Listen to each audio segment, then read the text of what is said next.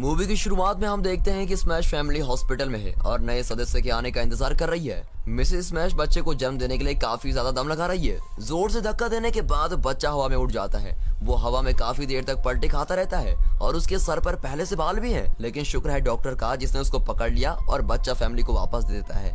वो उस बच्चे का नाम पैट्रिक रखते हैं। जब सारे मिलकर फैमिली फोटो खिंचवा रहे होते हैं तब पैट्रिक पहली बार पाद मारता है और उसी दिन से उसने पाद मारना कभी बंद नहीं किया। पैट्रिक के पाद की आवाज की वजह से उसके पेरेंट्स रात को बहुत मुश्किल से सो पाते हैं। पैट्रिक के पाद मारने की आदत शायद उसके पेरेंट्स झेल लेते, लेकिन वो उसकी गंदी बदबू को कभी नहीं झेल सकते हैं। एक रात को मिस्टर स्मैश बच्चे को दूध पिलाने जाते हैं, लेकिन गंदी बदबू के कारण वापस आ जाते हैं। पैट्रिक पूरी रात सो नहीं पाता है और सारी रात पाद मारता रहता है। मिस्टर स्मैश को फिर एक आइडिया आता है। वो एक बड़ा प्लास्टिक बैग लेकर आते हैं और पैट्रिक की कमर के साथ बांध देते हैं ताकि स्मेल उसी में रहे। हालांकि वो बैग इतना भारी हो जाता है कि फट जाता है और काफी भारी आवाज करता है, जिसकी वजह से आसपास के सारे लोग जाग जाते हैं। जैसे पैट्रिक थोड़ा बड़ा हो जाता है, मिस्टर स्मैश एक और आइडिया लेकर आते हैं। वो पैट्रिक के पीछे एक पाइप लगा देता है और उस पाइप का दूसरा मुंह बाहर की तरफ कर देता है ताकि सारी बदबू बाहर चली जाए।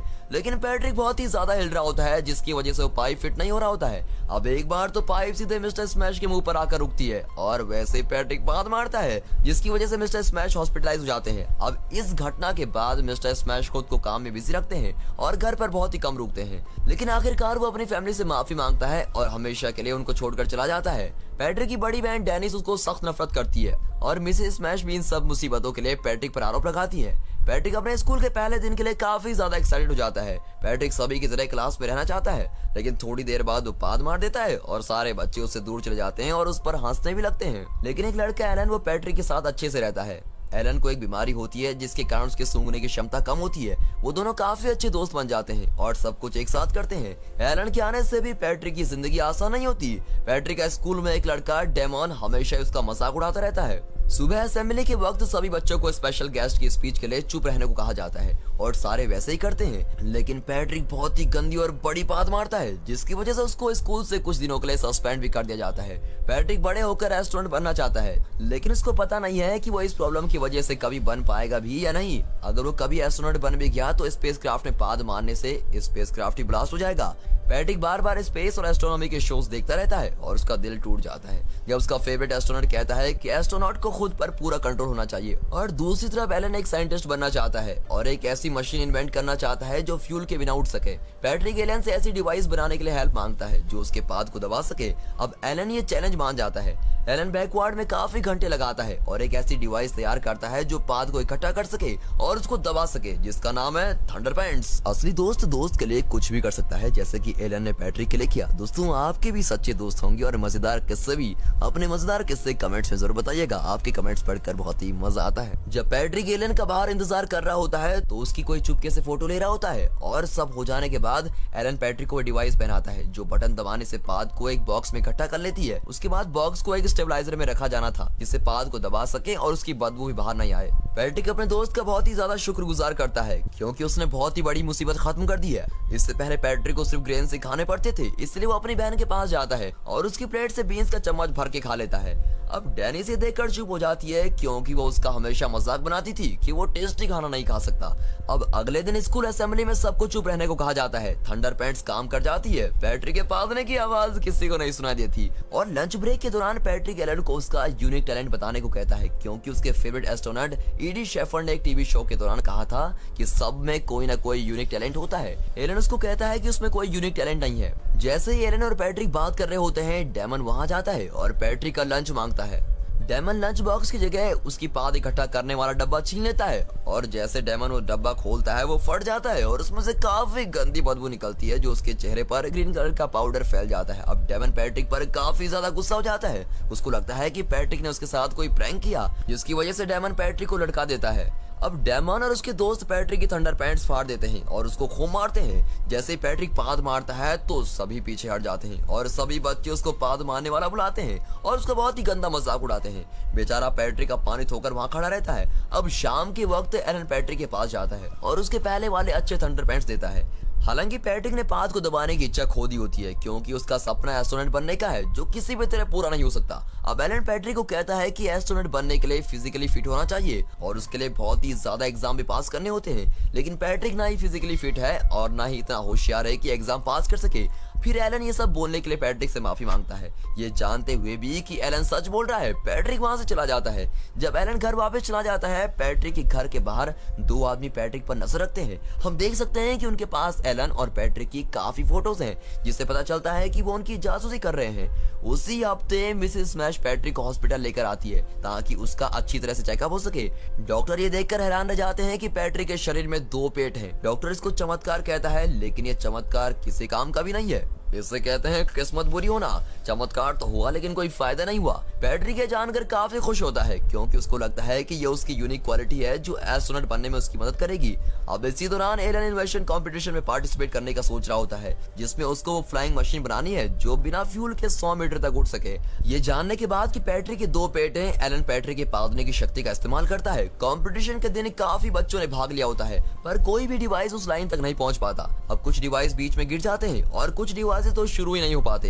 अब एलन की बारी आती है। एलन पैट्रिक की पाद का इस्तेमाल करता है। पहले तो सारे लोग दंग रह जाते हैं, लेकिन डिवाइस में जल्दी खराबी आ जाती है। लेकिन पैट्रिक के पादने की वजह से वो आगे की तरफ बढ़ने लगता है और एलन डिवाइस को जल्दी से ठीक कर लेता है और जीत भी जाता है। और जीतने के बाद पैट्रिक में काफी ज्यादा साहस आ जाता है कि वो डेमन के सामने खड़ा हो सके। वो उसको जंगल में पीछा करता है और उसके मुंह पे पाद देता है, जिसकी वजह से डेमन बेहोश होने लगता है। पैट्रिक बहुत ही गर्व से घर आता है। पैट्रिक देखता है कि एलन सूटकेस लेकर काली गाड़ी में जाता है। पैट्रिक एलन के पापा से पूछताछ करता है। अब एलन के पापा उसको एक लेटर देते हैं जिसमें एलन ने पैट्रिक को उसकी ड्रीम के लिए गुड लक कहा होता है और कहता है कि वो काफी टाइम के लिए कहीं दूर जा रहा है। अब एलन के पापा बताते हैं कि वो किसी और देश में चला गया है और जल्दी वापस नहीं आएगा। बिना अपने बेस्ट फ्रेंड के पैट्रिक को समझ में नहीं आता कि वो आगे क्या करे। पैट्रिक घर वापस आता है और न्यूज में देखता है कि एस्ट्रोनॉट्स का ग्रुप स्पेस से फंस गया है। अब एस्ट्रोनॉट एडी शेफर्ड कहते हैं कि कोई चमत्कार ही उनको धरती से वापस ला सकता है। बाद में opera singer sir John Osgood Patrick को उसकी नेक्स्ट परफॉर्मेंस में हेल्प करने को कहते हैं। जॉन ने पैट्रिक को कंपटीशन में देखा होता है। उसको लगता है कि पैट्रिक की पाद की पिच उसके अगले गाने के लिए एकदम सही है। जब जॉन उसको दूसरे देश में ले जाने के लिए कहता है, तब पैट्रिक मान जाता है और उम्मीद करता है कि एलन उससे जल्दी मिल जाए। पहले वो पेरिस जाते हैं और यहाँ काफी लोग और दुनिया के बाकी प्रसिद्ध ओपेरा सिंगर भी होते हैं। गाने के अंत में पैट्रिक के पादने की वजह से जॉन को सही पिच मिल जाती है और सारे लोग उसको स्टैंडिंग ओवेशन देते हैं, लेकिन वो इस बात से अनजान होते हैं कि पैट्रिक उसकी हेल्प कर रहा है। उस शो के बाद जॉन को opera best singer of the week माना जाता है। जॉन के कॉम्पिटिटर्स ये देखकर हैरान हो जाते हैं और उससे चिढ़ने लगते हैं। हालांकि जॉन पैट्रिक से दिन में 2 घंटे प्रैक्टिस करवाता है। जब तक वो करेक्ट नोट तक नहीं पहुंच जाता तब तक उसको कराता रहता है। अब एक दिन पैट्रिक प्रैक्टिस कर रहा होता है तो उसका कॉम्पिटिटर वहां जाता है और जॉन का छोटा सा सीक्रेट जान जाता है। फिर उसका कॉम्पिटिटर प्लाकिडो कुछ मिक्स करके पैट्रिक को खिला देता है ताकि जॉन का शो खराब हो जाए। पहले की तरह पैट्रिक अपने पास से हाईएस्ट नोट पर पहुंच जाता है और साथ ही उसकी आवाज से वाइन के ग्लासेस भी टूट जाते हैं। स्पॉटलाइट हिलने लगती है, यानी कि जो उसने खाने में मिलाया था वो अपना असर दिखाने लग गया है और पैट्रिक के पास से बहुत ही गंदी बू आने लगती है और वो अपनी पिच छोड़ देता है। अब शर्म के मारे जॉन अपमानित होकर खड़ा है और सारे लोग उस पर हंस रहे हैं। कुछ ही वक्त बाद प्लाकिडो स्टेज पर पैट्रिक को घसीट कर लेके आता है और जॉन का सीक्रेट खोल देता है।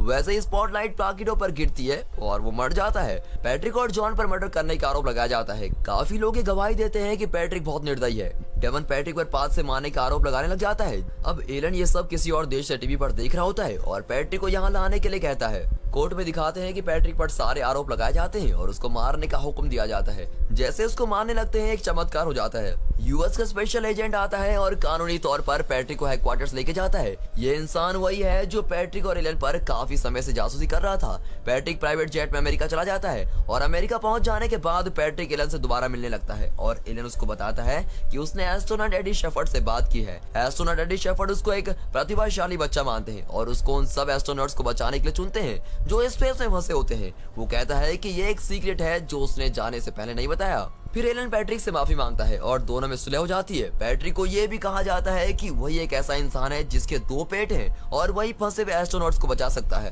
पैट्रिक बहुत ही खुश होता है कि वो एक स्पेसमैन कहलाएगा। वो दोनों एडी शेफर्ड से मिलते हैं और वो पैट्रिक की टीम में स्वागत करते हैं। उसी के साथ एलन पैट्रिक को अपनी साइंटिस्ट की टीम से मिलवाता है जो पूरी दुनिया से चुनी गई है। वो पैट्रिक को उस डिवाइस के बारे में भी बताते हैं जो उसकी पाद की एनर्जी को इकट्ठा करेगी और उसको दोगुना कर देगी। इसी टेक्निक से पैट्रिक को स्पेस में रेस्क्यू रॉकेट लॉन्च करना होगा। पैट्रिक को एस्ट्रोनॉट बनने के लिए ट्रेनिंग दी जाती है। काफी ऑफिशियल्स परेशान थे क्योंकि पैट्रिक फिजिकली और मेंटली दोनों टेस्ट में फेल हो चुका था, जो एक एस्ट्रोनॉट को पास करने बेहद ही जरूरी होते हैं। हालांकि ईडी शेफर्ड को पूरा यकीन है कि ये बच्चा फंसे हुए एस्ट्रोनॉट्स को बचा लेगा। एक हफ्ते की ट्रेनिंग के बाद पैट्रिक को स्पेस सूट पहनाकर उसको मिशन के लिए तैयार कर दिया जाता है। पूरी दुनिया हैरत से एक बच्चे को रॉकेट में बोर्ड होते हुए देख रही है। हालांकि एलन को बताया जाता है कि 70% चांसेस हैं कि रॉकेट लिफ्ट बंद होने के बाद उड़ जाएगा। एलन ये सब पैट्रिक को बताता है, लेकिन पैट्रिक नीचे नहीं उतरता। 10 गिरने पर पैट्रिक पाद मारता है और रॉकेट स्टेशन को छोड़कर उड़ जाता है। कंट्रोल रूम में सभी बहुत ही खुश होते हैं, लेकिन वैसे ही वो सारे कम्युनिकेशन खो देते हैं। जैसे ही वो अपनी उम्मीद खोना शुरू करते हैं, वैसे ही कम्युनिकेशन दोबारा शुरू होती है और पैट्रिक फाइनली स्पेस में पहुंच जाता है। और इसी सीन में हम देखते हैं कि पैट्रिक फंसे हुए एस्ट्रोनॉट्स को वापस ले आता है और उनका स्वागत सारी दुनिया बड़ी धूमधाम से करती है। आखिरकार पैट्रिक ने अपना सपना पूरा कर ही लिया। कहते हैं ना दोस्तों, जहाँ चाह वहाँ राह है। ऐसा ही कुछ पैट्रिक के साथ हुआ है। आप भी अपने सपने को पूरा करने के लिए पूरा दम रखें। तो दोस्तों, आपको ये मूवी कैसे लगी हमें कमेंट सेक्शन में जरूर बताइए।